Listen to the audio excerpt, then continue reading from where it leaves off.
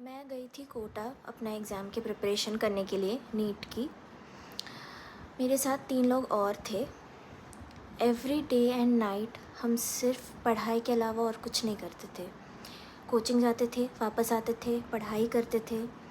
शुरू के 1 to 2 months it was all right, but then eventually धीरे धीरे हमारा स्ट्रेस लेवल बढ़ता गया। हम छोटे बच्चे थे यार उस टाइम पे। स्ट्रेस लेवल के साथ साथ हमारे खुद पे बिलीव, हमारा कॉन्फिडेंस, इवन दो कभी कभी टेस्ट में अच्छे मार्क्स आते थे बट एक टेस्ट में गलत नंबर आ जाते थे, कम नंबर आ जाते थे, सारा का सारा कॉन्फिडेंस शैटर हो जाता था।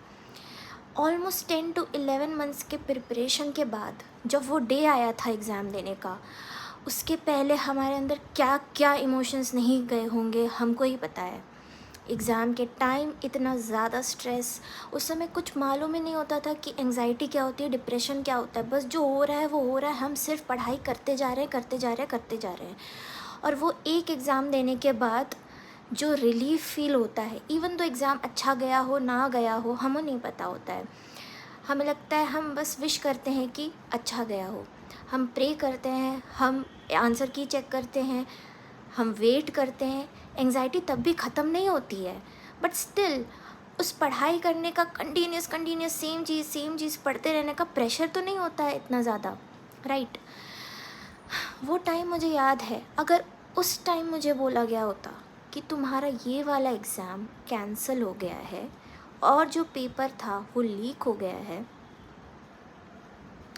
जो मैंने एग्ज़ाम पढ़ के दिया था, जो मैंने फेस किया था, उससे मैं ऑलमोस्ट गिव अप करने के मोड में आ चुकी थी।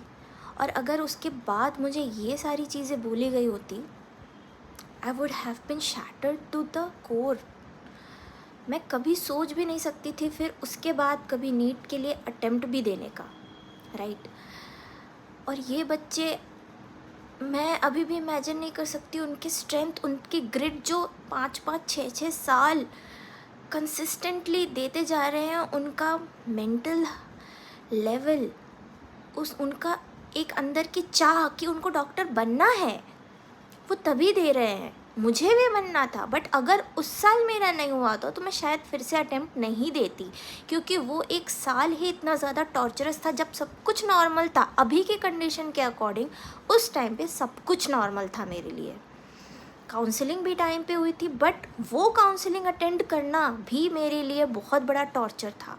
सो अभी के टाइम पे अगर कोई बच्चा दे रहा है, 2-3 साल से हम देख रहे हैं एक एग्ज़ाम में सेम सेंटर के बच्चों को, 7-8 बच्चों को 720 में 720 मार्क्स मिल रहे, पेपर लीक हो रहे हैं, क्या हो रहा है, उसके बाद भी कोई एक्शन नहीं हो रहा है। एंड देन अगर कोई उन्हें वॉइस मिलती है चैनल करने के लिए और वो उस प्रोटेस्ट में जाते हैं तो उन्हें ऐसा ट्रीट किया जाता है।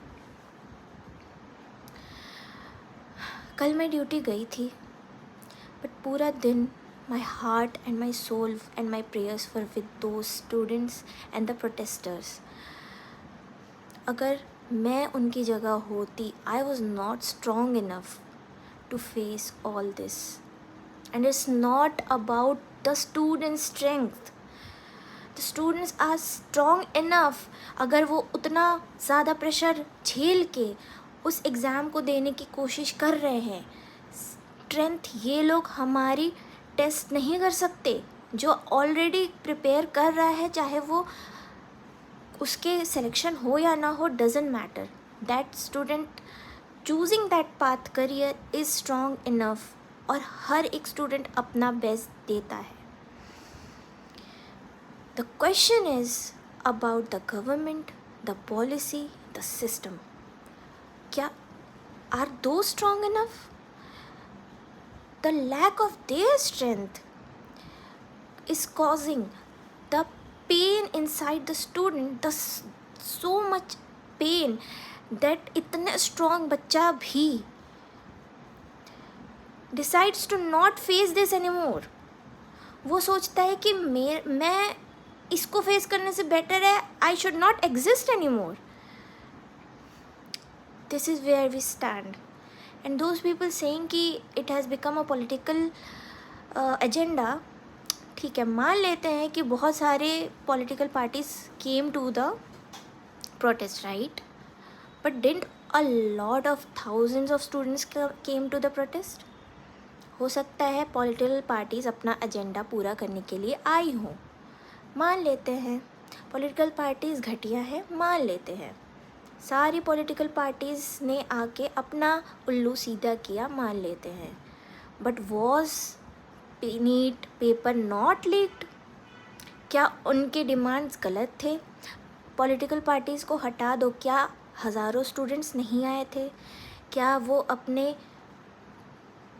सेविंग्स जमा करके वहाँ पे खड़े नहीं हुए थे?